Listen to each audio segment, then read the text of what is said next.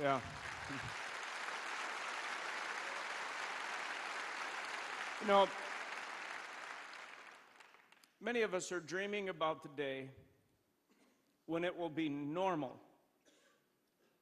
for Bible teaching churches to be engaged up to their eyeballs in global poverty and AIDS. Just normal. Like you'll go to an event like this, and just in the hallways you'll say, "So tell me about your AIDS initiative. Tell me what you're doing to alleviate suffering."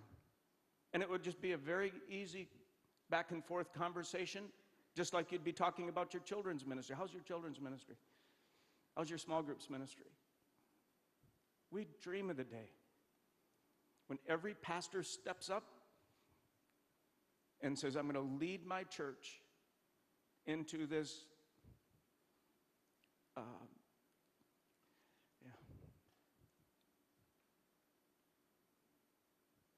just this flow of the love of God through the pastor, through the congregation, and right out into the places of indescribable pain. And it'd all just be normal. It'd just be a part of the flow of how God works. It takes a courageous leader to lead his or her congregation in this fashion. And there's 3 of them that you just saw that are standing right down here, and these are 3 very courageous leaders. I want their faces all over the world. And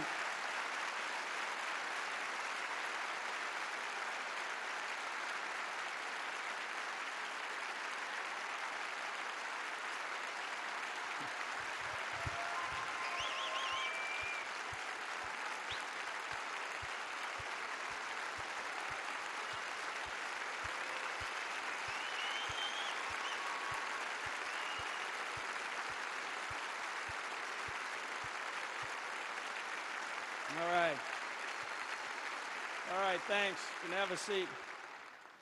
Now we had a panel of judges who had to discern. You know, they're all doing great work, and I don't even know the panel of judges. They met in some smoke-filled room, and I take no responsibility for the distinctions between the quality of their ministries, but someone had to be declared the winner of this year's Courageous Leadership Award, and it's David Ashcraft of LCBC Church in Manheim, Ohio.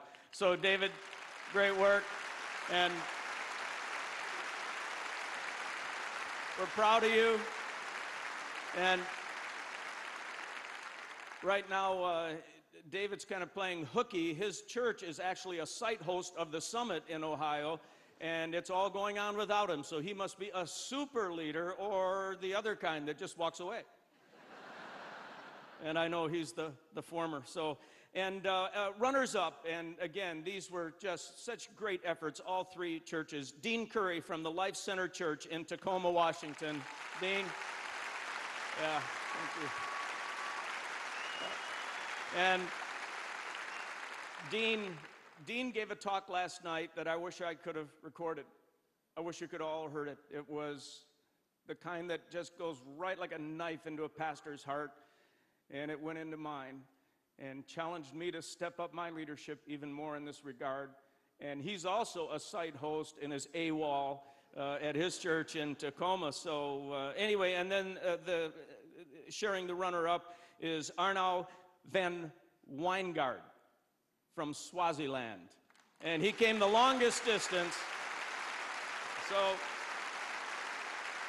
Arnau, thank you so much. And again, he has a smaller church with a massive heart, and his church is on the front lines of fighting this. And he's in it elbow deep every day in Swaziland. And we're so glad that you flew across an ocean to come and be a part of the Courageous Leadership Award. So congratulations to you and your church. And I want you to know that the selection committee, we're going to do it again next year, the Courageous Leadership Award. And the selection committee is changing the dynamics just a little bit, creating 3 categories that you can read about on the Courageous Leadership website. We're going to create a whole new opportunity, particularly for smaller churches who are just getting started in the battle. And we'd like to honor and fund out of this this Courageous Leadership Award Fund, some of what you're doing in smaller churches as well. So anyway, thanks everybody, and now I'll turn it over to Jim Mayato.